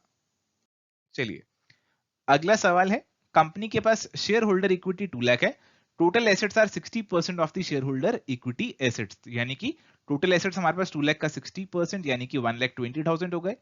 और इसके बाद टर्नओवर रेशो हमें दे रखी है 4 टाइम्स। टर्नओवर रेशो हमारी यहाँ पे क्या होने वाली है, टर्नओवर रेशो हमें दे रखी है ये assets turnover ratio, assets turnover ratio हमें दे रखी है 4 टाइम्स। एसेट टर्नओवर रेशो हमारे पास क्या होने वाली है, सेल्स डिवाइडेड बाय एसेट्स। तो एसेट हमें पता है हमारे पास एसेट्स कितने हैं, 1,20,000 के, ये हमें दे रखा है 4 टाइम्स, ये हमें दे रखा है कितना, 4 टाइम्स। तो हमारी सेल्स यहाँ पे कितनी निकल कर आ गई, सेल्स निकल कर आ गई 4,80,000। इन्वेंट्री टर्नओवर है 6 टाइम्स, हमें इन्वेंट्री की अमाउंट निकालनी है। तो इन्वेंट्री टर्नओवर रेशो हमारा होता है generally cost of the goods by average stock by inventory, but cost of goods sold यहाँ पे अवेलेबल नहीं है, तो हम सेल्स को इज्यूम कर लेते हैं कॉस्ट ऑफ गुड्स सोल्ड। तो 4,80,000 divided by inventory divided by stock is equal to 6 times. तो हमारे पास स्टॉक की वैल्यू क्या निकल कर आई, यहाँ पे आप इसे डिवाइड करेंगे तो ये निकल कर आएगी 80,000, 4,80,000 डिवाइडेड बाय 6 यानी कि 80,000 आपकी ये निकल कर आएगी। और इसीलिए आपका जो आंसर है यहाँ पे, इसीलिए आपका जो आंसर है ऑप्शन नंबर 3 यहाँ पे बन जाएगा। अगला सवाल है, ओपनिंग डेटर की वैल्यू निकालनी है। टोटल सेल्स है 3 लाख, कैश सेल्स है 60%, तो यानी कि क्रेडिट सेल्स कितनी हो गई 40%, यानी कि 3 लाख का 40% हो गई 1,20,000। क्लोजिंग डेटर है 25,000 के। एवरेज कलेक्शन पीरियड दे रखा है 2% का। एवरेज कलेक्शन पीरियड 2 मंथ्स का, एवरेज कलेक्शन पीरियड हमारे पास होता है, एवरेज कलेक्शन पीरियड अगर मंथ्स में निकालना है it is going to be 12 divided by debtor turnover ratio. तो यहाँ पे ये हमें दे रखा है कितना दे रखा है, 2 मंथ्स का दे रखा है। तो डेटर टर्नओवर रेशो हमारी क्या होने वाली है, debtor turnover ratio is going to be 12 divided by 2 यानी कि 6 टाइम्स। और डेटर टर्नओवर रेशो क्या होती है, credit sales divided by average debtors. ये हमें क्या दे रखी है, ये हमें 6 निकाल ली हमने। क्रेडिट सेल्स हमें पता है 1,20,000 है, नीचे average debtor is equal to 6, तो एवरेज डेटर हमारे यहाँ पे क्या निकल कर आएंगे 1,20,000 बाय 6 यानी कि 20,000। अब एवरेज डेटर में क्या होंगे हमारे, opening plus closing divided by 2। हमें क्लोजिंग दे रखे हैं 25,000 है, ओपनिंग हमें निकालने हैं जी, divided by 2 is equal to 20,000। आप इसमें सॉल्व करके ओपनिंग डेटर्स की वैल्यू निकालेंगे तो ये आपकी क्या निकल कर आएगी, ये आपकी 15,000 निकल कर आएगी, इसलिए आंसर ऑप्शन 3 बनेगा। अगला सवाल, कैपिटल आपकी 15 लाख है, कैपिटल टर्नओवर 4 टाइम्स है, प्रॉफिट ऑन सेल्स जो है वो हमें दे रखा है 10%, और हमें यहाँ पे रिटर्न ऑन कैपिटल जो है वो निकालना है। तो कैपिटल टर्नओवर रेशो आपकी क्या होगी, सेल्स डिवाइडेड बाय कैपिटल, ये 4 टाइम्स दे रखा है। तो कैपिटल हमें पता है 15 लाख है, और सेल्स हम निकाल लेंगे, सेल्स 15 लाख इंटू 4 यानी कि 60 लाख बन जाएंगी। प्रॉफिट ऑन सेल्स 10% यानी कि प्रॉफिट हमारे पास कितना बन जाएगा यहाँ पे 6 लाख बन जाएगा। हमें निकालना है रिटर्न ऑन कैपिटल, तो रिटर्न ऑन कैपिटल आपका बनेगा profit divided by capital, 6 lakh divided by 15 lakh. आप इसे सॉल्व करेंगे तो ये आपका क्या निकल कर आएगा, this would come out to 40%। 6 lakh divided by 15 lakh into 100 करेंगे 40%, यानी कि आंसर ऑप्शन 3 बनेगा। अगला सवाल फाइनेंशियल स्ट्रक्चर मींस, आपका फाइनेंशियल स्ट्रक्चर क्या है? आपका फाइनेंशियल स्ट्रक्चर का मतलब है कि कहां से आप अपनी एसेट्स को फाइनेंस कर रहे हो। आपके यहाँ पे लायबिलिटीज है, यहाँ एसेट्स हैं, कहां से आप अपने एसेट्स को फाइनेंस कर रहे हो? Equity, preference, long term loan, retained earnings, current liabilities, सभी इसके अंदर आ जाएंगे, इसलिए आंसर ऑप्शन 3 बनेगा। चलिए अगला सवाल हमारे पास है, एवरेज स्टॉक हमें दे रखे 73,000 का, डेटर्स दे रखे 45,000 के, स्टॉक टर्नओवर है 6 टाइम्स, और हमारे पास इसके बाद है gross profit margin 20% of sales and credit sales 40% of the total sales. हमें एवरेज कलेक्शन पीरियड निकालना है, बहुत सारी इंफॉर्मेशन है, निकालना है एवरेज कलेक्शन पीरियड, यानी कि हमें निकालना है एवरेज कलेक्शन पीरियड डेज में निकालना है। This is going to be 365 divided by debtor turnover ratio. हमें डेटर टर्नओवर रेशो निकालनी है, और डेटर टर्नओवर रेशो तक पहुंचने के लिए बहुत से काम हमें यहाँ पे करने पड़ेंगे। तो आइए देखते हैं क्या काम करने पड़ेंगे। सबसे पहले तो एवरेज स्टॉक और इन्वेंट्री टर्नओवर रेशियो जो दे रखी है उसका इस्तेमाल करके कॉस्ट ऑफ गुड्स सोल्ड निकालते हैं। तो cost of goods sold divided by average stock is equal to inventory turnover ratio. तो कॉस्ट ऑफ गुड्स सोल्ड हमारा क्या होगा? एवरेज स्टॉक हमारे पास यहाँ पे गिवन है 73,000, इन्वेंट्री टर्नओवर रेशियो है 6, तो 73,000 इंटू 6 जो है ये हमारी कॉस्ट ऑफ गुड्स सोल्ड आ जाएगी। आप इसे सॉल्व भी फर्दर कर सकते हैं। ये निकल कर आएगा 6 3 से 18, 6 7 से 42, ये आएगा 4,38,000। और इसके बाद हमें यहाँ पे दे रखा है gross profit margin is 20% of the sales. तो यहाँ पे कॉस्ट ऑफ गुड्स सोल्ड में अगर आप अपना प्रॉफिट मार्जिन जोड़ देंगे तो आपकी सेल्स आ जाएगी। सेल्स आप अगर x मान लेते हैं, profit margin is 20% of the sales plus 0.2x is equal to x। तो यहाँ पे अगर x की वैल्यू निकालेंगे तो आएगी 4,38,000 डिवाइडेड बाय 0.8, ये x की वैल्यू निकल कर आएगी। इसे सॉल्व करते हैं और देखते हैं कि x की वैल्यू हमारे पास यहाँ पे क्या निकल कर आती है, ताकि हमें सेल्स पता चल जाए। उसके बाद हम निकाल पाएंगे अपनी क्रेडिट सेल्स और उसके हिसाब से डेटर टर्नओवर रेशियो निकल पाएगी। तो ये हमारे पास, इसे कैंसिल आउट करते हैं। इसे एक बार तो यहीं से कर देते हैं, 4/5 हो गया। और इसके बाद इससे अगर कैंसिल आउट करें तो 1 जा 0, 9 जा 36 और 20 ये आ गया 5, 109500, यानी कि आप इसे सॉल्व करेंगे this would turn out to 00 5 5 जा 25, 5 यहाँ, 2 यहाँ, 45, 7 यहाँ, 4 जहाँ, तो 5,47,500 आपकी यहाँ पे सेल्स निकल कर आएंगी। अब इस सेल्स का 40% जो है, इस सेल का 40% जो है वो क्रेडिट सेल्स है। तो इसका फर्दर आपको क्या करना पड़ेगा? 547,500 का 40% करना पड़ेगा। This would be your credit sales. Credit sales को आप डिवाइड करेंगे, किससे डिवाइड करेंगे? अपने डेटर से डिवाइड करेंगे। तो यहाँ पे आपकी क्या निकल कर आएगी? Debtor turnover ratio. तो 5,47,500 जो है, आप इसका यहाँ पे 40% निकालिए।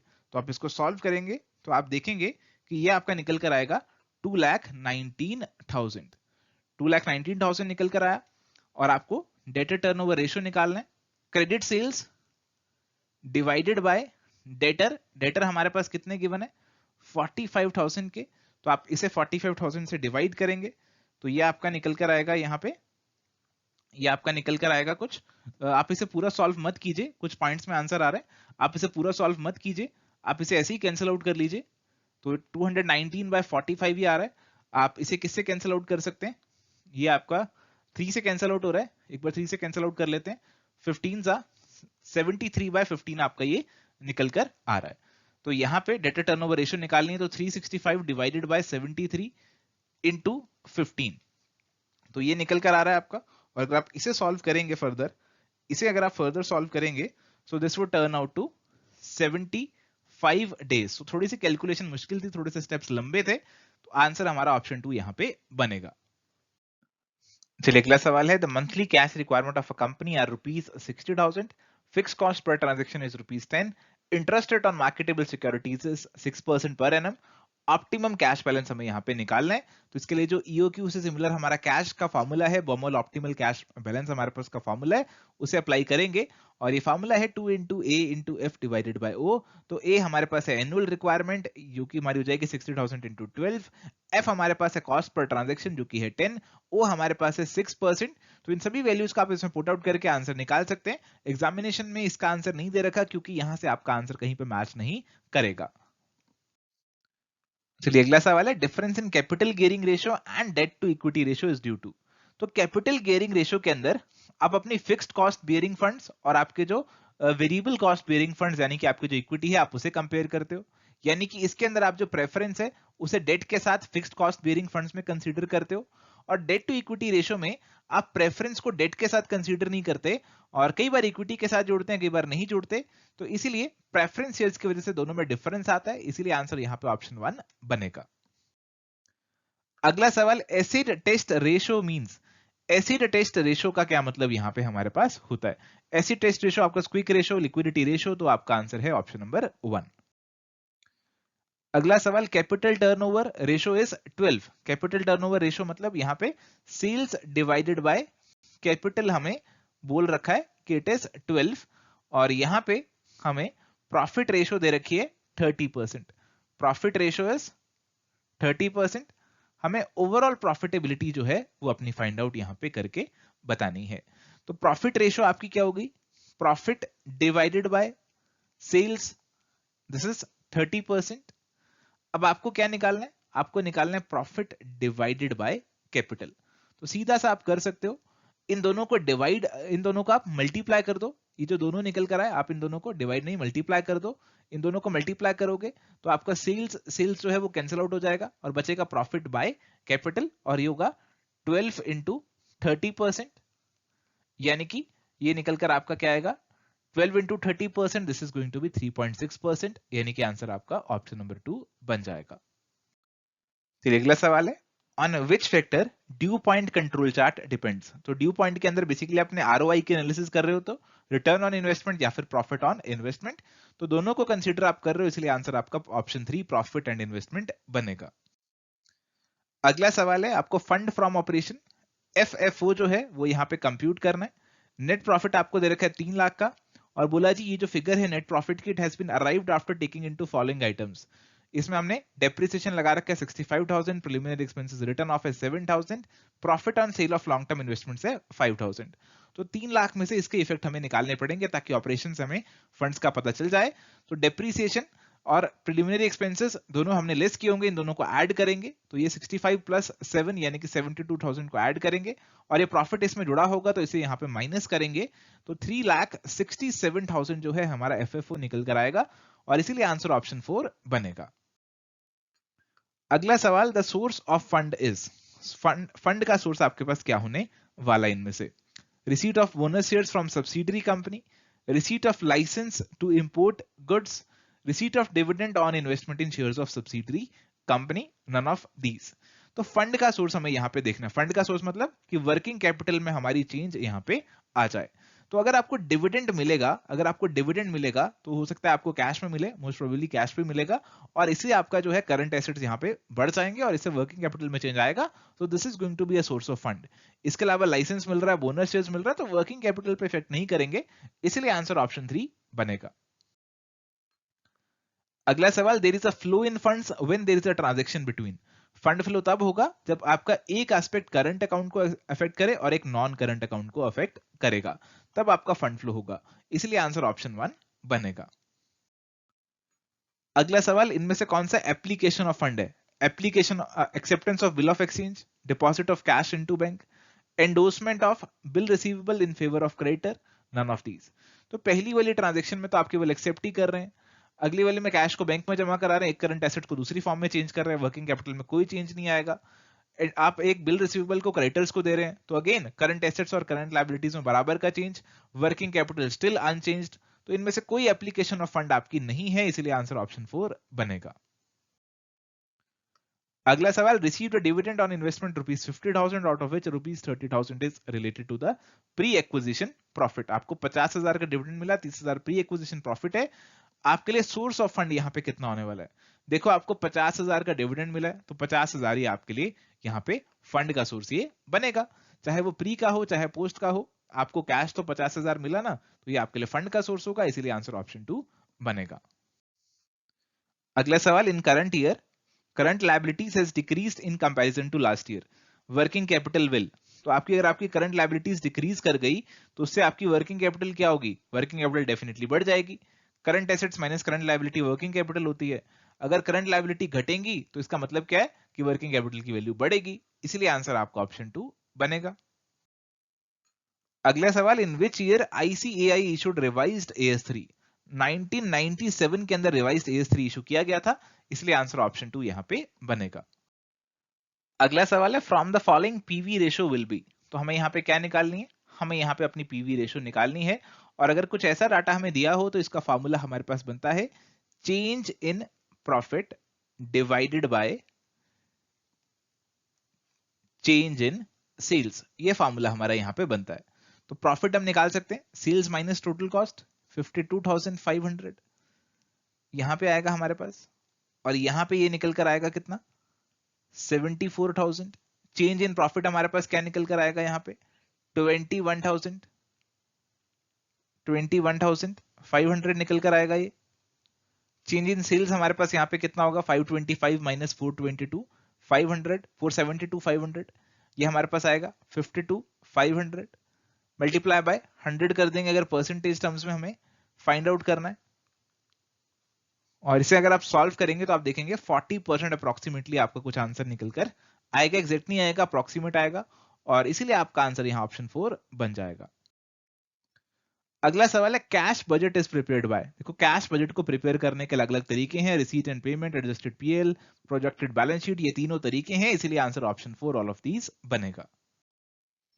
अगला सवाल the method of cost control under which the control of the centre point will be responsible for cost.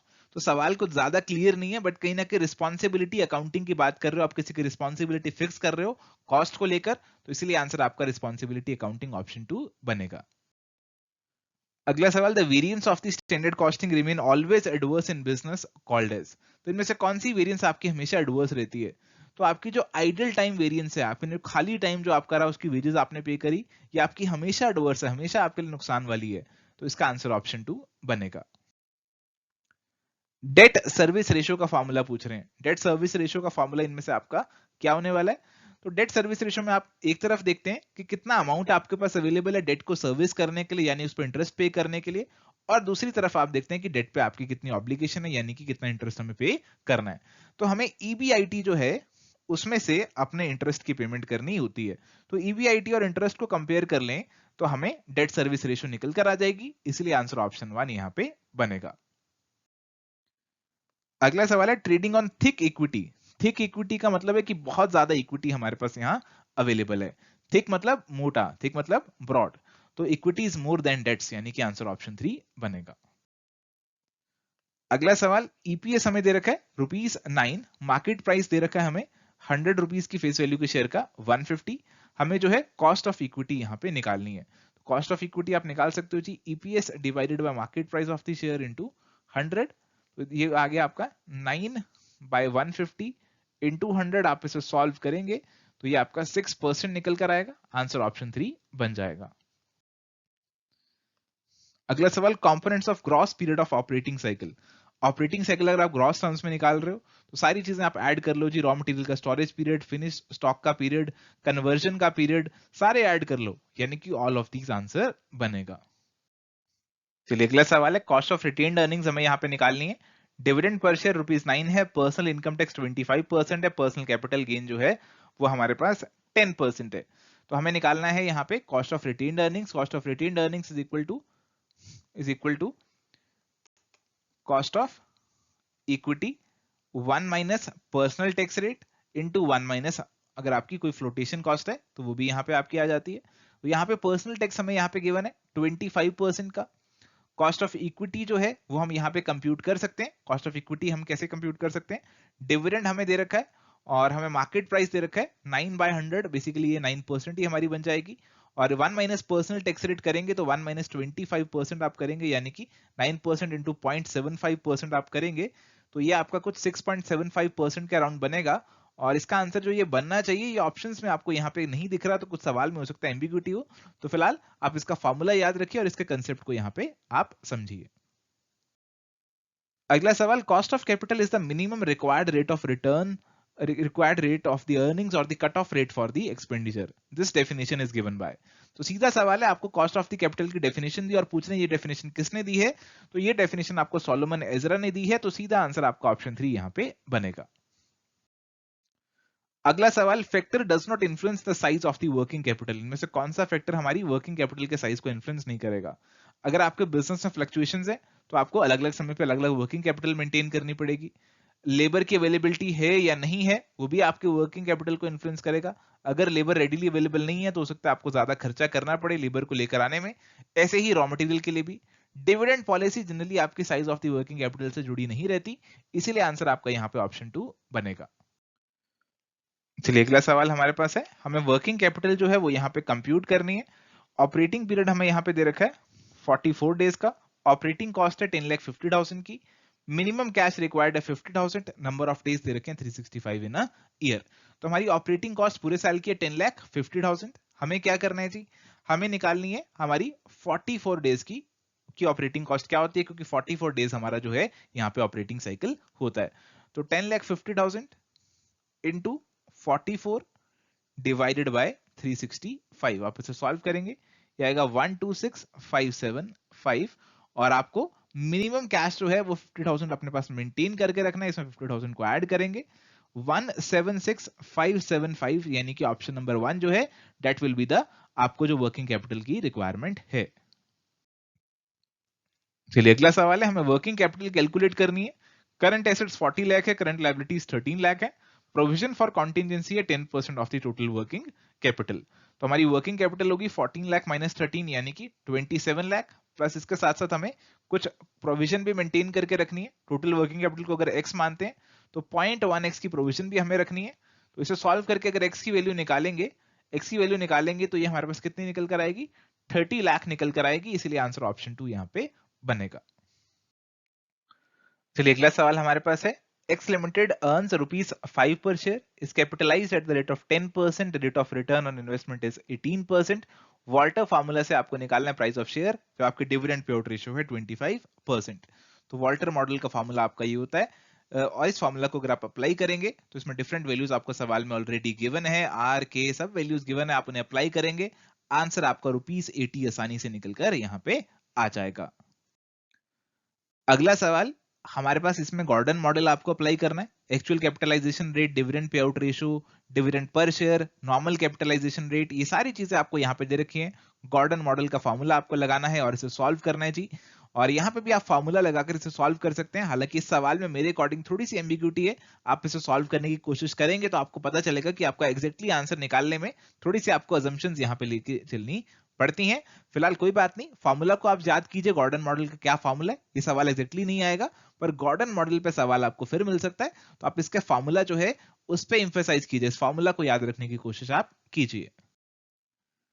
अगला सवाल, current market price of ₹10 each equity share is ₹15, dividend per share is 1.5, growth rate is 5%, हमें cost of equity निकालनी है। तो बहुत आसान है, K is equal to D1/P0 plus G, तो ये आपका 1.5/15 प्लस ये आपका है ग्रोथ रेट 5% का।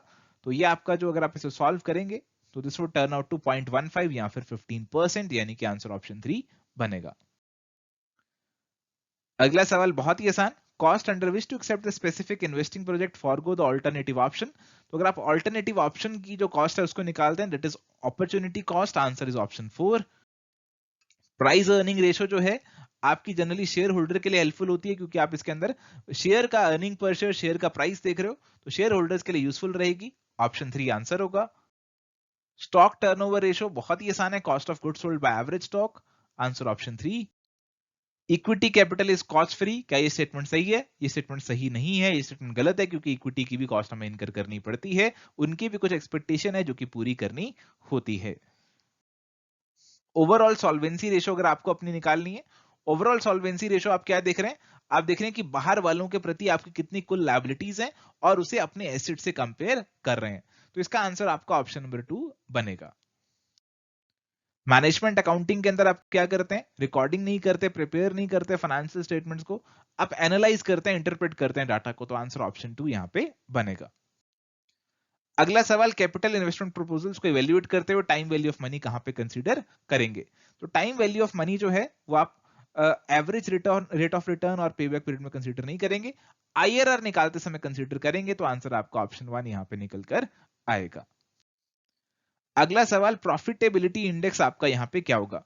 प्रॉफिटेबिलिटी इंडेक्स के अंदर आप देखोगे present value of the cash inflows divided by the initial investment या फिर present value of cash outflows, तो इसीलिए आपका आंसर यहां पे ऑप्शन नंबर 2 बनेगा।